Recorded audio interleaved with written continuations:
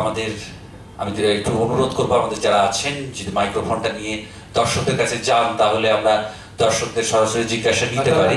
যারা জিজ্ঞাসা নিয়ে এসেছেন তারা হাত তুলতে পারেন বা হাত তুলতে পারেন, সেখানে আমাদের মাইক্রোফোন পৌঁছে যাবে। বা জিজ্ঞাসা যাদের মনে জেগেছে তারা হাত তুলতে পারেন, কোনো সংকোচ না করে যারা জিজ্ঞাসা করবেন একটু অনুগ্রহ করে হাত তুলবেন, আমাদের মাইক্রোফোন সেখানে পৌঁছে যাবে। আপনারা সরাসরি মহারাজকে জিজ্ঞাসা করতে পারেন, এই সুযোগ আছে আপনাদের কাছে। দাঁড়িয়ে উঠতে পারেন, দাঁড়িয়ে উঠে হাত তুলতে পারেন, তাহলে বুঝতে পারবো অন্ধকার অন্ধকার হয়ে আছে। মাইক্রোফোনটা অন নেই মনে হচ্ছে।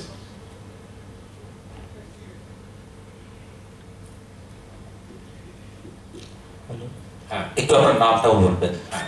আমার নাম শীর্ষেন্দু নয়। শিবসেন্দু? শীর্ষেন্দু। শীর্ষেন্দু, আচ্ছা। প্রণাম মহারাজ।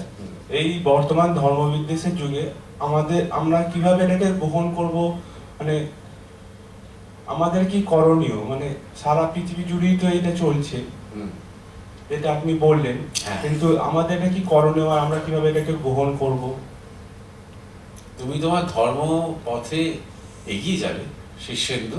তুমি যা করছো, তুমি এমনিতে কি স্টুডেন্ট নাকি? হ্যাঁ মহারাজ, আমি এখন মানে জব করছি। আর তুমি স্টুডেন্ট কি? এমবিবিএস করা হয়ে গেছে, জুনিয়র রেসিডেন্ট হিসেবে রামপুরহাট মেডিকেল কলেজে।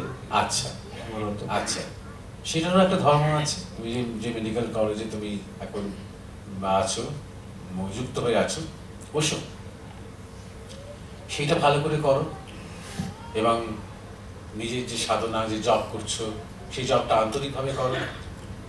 দেখো, ভগবান গ্রামার দেখেন না, জানো, যে তুমি জবের আগে প্রাণায়াম করছো কিনা বা ঠিক মতন তুমি মন্ত্র বলছো কিনা, সেটা দেখেন না, আন্তরিকতা দেখেন, অন্তর দেখেন, মন দেখেন। আর তুমি যেটা বলছো যে তোমাদের বর্তমান ধর্মবিদ্বেষের যুগে, ধর্মবিদ্বেষ থেকেই তো সবকিছু চলেছে। দেখো, ধর্মবিদ্বেষ তো আজকের নয়। যখন ভারতবর্ষে বিদেশিদের আক্রমণ হয়েছে, সেটা ধর্মীয় বিদ্বেষ তো। যখন ইউরোপিয়ানরা এসেছে, সেটা ধর্মীয় বিদ্বেষ থেকে এসেছে। তার সাথে লোভ, ব্যবসা ইত্যাদি কাজ করেছে, কিন্তু মূলত তো ধর্মীয় বিদ্বেষ থেকেই তো এসেছে। সেটা সবাইকে সেই ধর্মমত গ্রহণ করতে হবে, এই উদ্ধত উচ্চারণ থেকে এটা এসেছে। এক একটা দেশের সংস্কৃতি শেষ হয়ে গেছে। পার্সিয়া কত উন্নত ছিল, বিজ্ঞান, প্রযুক্তি, শিল্প, সংস্কৃতি, সাহিত্যে পার্সিয়া একটা খুব উন্নত দেশ ছিল। জরদৃষ্ট অনুগামী ছিল তারা। এই জরদৃষ্ট অনুগামীরা, এই পারস্যের দেশ, এরা আসলে ভারতের লোক, সূর্য উপাসক। এরা একসময় ভারত থেকে চলে যায়, যখন দেখে যে আর্যরা সূর্য ছাড়াও আর অন্যান্য দেবদেবী মানতে আরম্ভ করেছেন, তখন তারা প্রতিবাদ করে চলে যায়। তারা খুব উন্নত জাতি ছিল পার্সিয়ানরা। কয়েক দশকের মধ্যে, জানো তো, কয়েক দশকের মধ্যে পুরো পার্সিয়া শেষ হয়ে গেল, মানে পার্সিয়ার কালচার শেষ হয়ে গেল।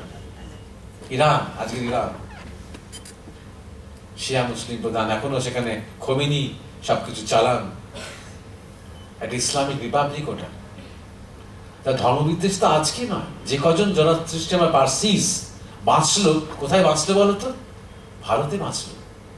যারা ইরান থেকে সেই সময় ভারতে পালিয়ে এলেন, তারা বাঁচলেন। এখানে এসে তারা খুব শাইন করেছে। এই যে টাটা, জামশেদজি টাটা থেকে শুরু করে হোমি ভাবা, এরকম আরো অনেক পার্সি লোকেরা, পার্সিরা খুব সফল হয়, খুব বুদ্ধিমান হয় এবং খুব ভারত প্রেমী হয়। এরা কখনো আলাদা স্টেট চাইবে না, এরা কখনো আলাদা রাজ্য চাইবে না, কারণ এদের ভূমিটাই হচ্ছে ভারত। এরা জানে সেটা। সুতরাং এই বিদ্বেষটা আজকে বলে নয়। কলম্বাসকে যখন পাঠানো হলো ভারত খুঁজতে, সেটা পাঠালো কাদের নির্দেশে? পোপের নির্দেশে। ভাস্কো দি গামাকে যখন পাঠানো হলো, কার নির্দেশে? পোপের নির্দেশে। এগুলো খুব একটা ইতিহাসে বলা হয় না প্রথম প্রথম, কিন্তু আসলে পুরোটাই ধর্মযুদ্ধ।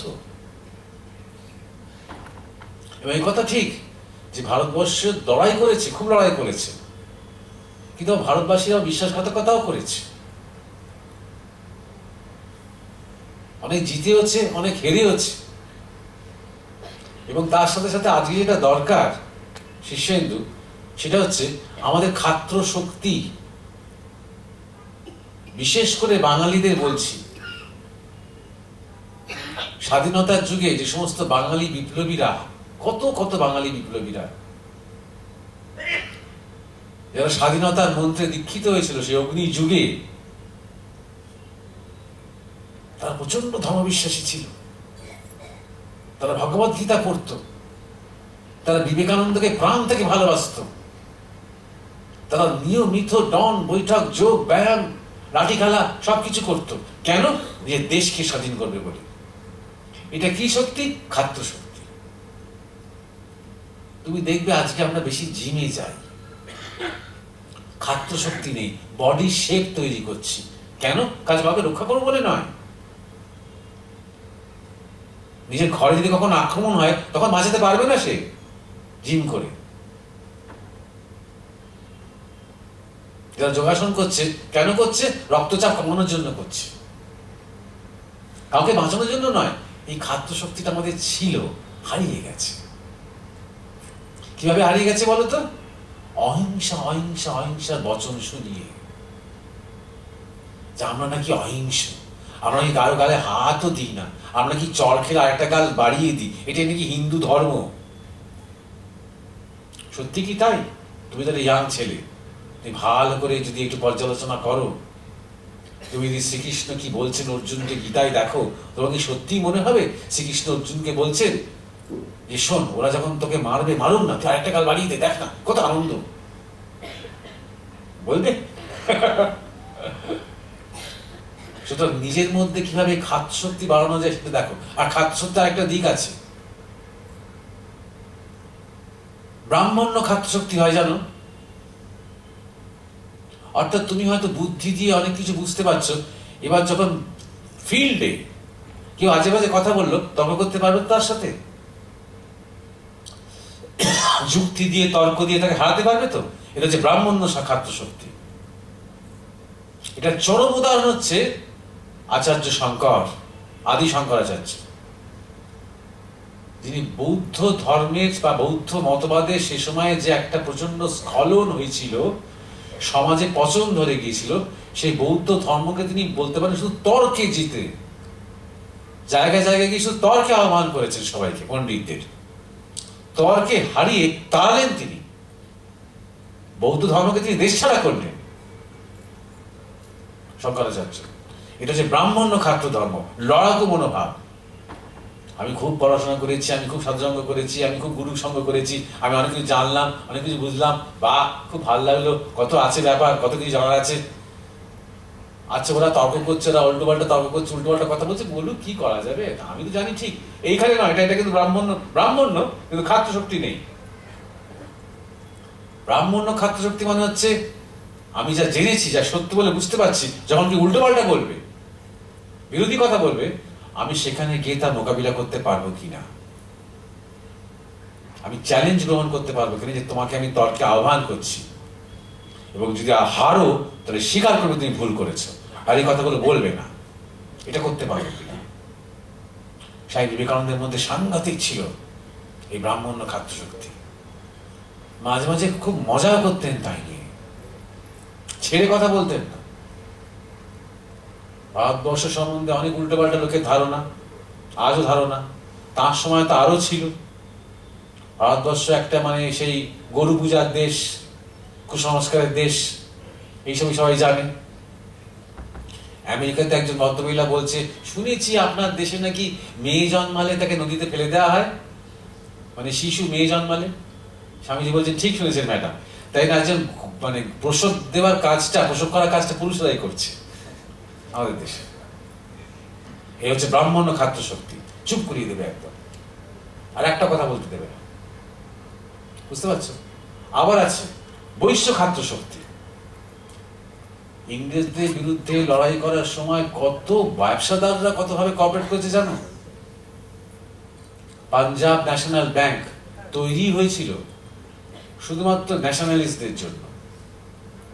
কোনো ইংরেজ সেখানে টাকা রাখতে পারবে না, শুধু ভারতীয়রা টাকা রাখতে পারবে, আর যারা ইংরেজ বিরোধী তারা এরকম বহু উদাহরণ। দোকানপত্র বন্ধ করে দিক দেয় দিক, কিন্তু কোনো ইংরেজকে মাল বিক্রি করবো না, শুধু দেশি, যাদের দেশি স্বদেশি তাদের করবো। এই হচ্ছে বৈশ্যের খাদ্য শক্তি, শূদ্রের খাদ্য শক্তি। কত জায়গায় প্রোডাকশন বন্ধ হয়ে গিয়েছিল।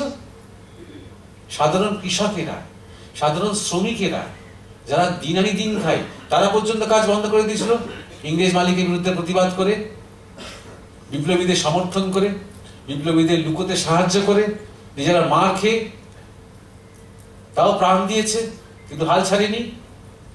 সাঁওতাল বিদ্রোহ হয়েছে। খাদ্য শক্তি কিন্তু সাধুদের খাদ্য শক্তি। সন্ন্যাসী বিদ্রোহ হয়েছে। এখন দেখবে হিন্দু সাধুরা মাঝে মাঝে যথেষ্ট হুঙ্কার দেয়, দরকার আছে। সাধুদের যদি সিংহ শক্তি না থাকে তাহলে কার থাকবে বলো? ওদের তো হারানোর কিছু নেই। তোমার আমার অনেক হারানোর আছে না, আমাদের পরিবার আছে, আমাদের বন্ধন আছে, অ্যাটাচমেন্ট আছে, কিন্তু যার হারানোর কিছু নেই সেই তো পারে সে খাদ্য শক্তি প্রদর্শন করতে। সুতরাং আজকে যেটা তুমি দরকার, যেটা বলছো, সেটা হচ্ছে তুমি নিজেকে ডেভেলপ করো, তোমার নিজের মধ্যে পোটেনশিয়াল, যেটা একটু আগে কথা বলছিলাম, তোমার সাধনা এবং তোমার কর্ম এবং তোমার পড়াশোনাটাও তোমার সাধনা হোক। তাকেই খুঁজছো তুমি, সেই পরম ঈশ্বরকে। এবং নিজের ধর্ম, নিজের সংস্কৃতির সম্বন্ধে একটা ক্ষাত্র অভিমান যেন থাকে। এটা বাঙালির একটা নিজস্ব চরিত্র, বাঙালি শাক্ত। যত বিপ্লব হয়েছে, যত প্রতিবাদ হয়েছে, যত লড়াই করেছে, বাঙালি বৈষ্ণবরা নয়, বাঙালি শাক্তরা করেছে।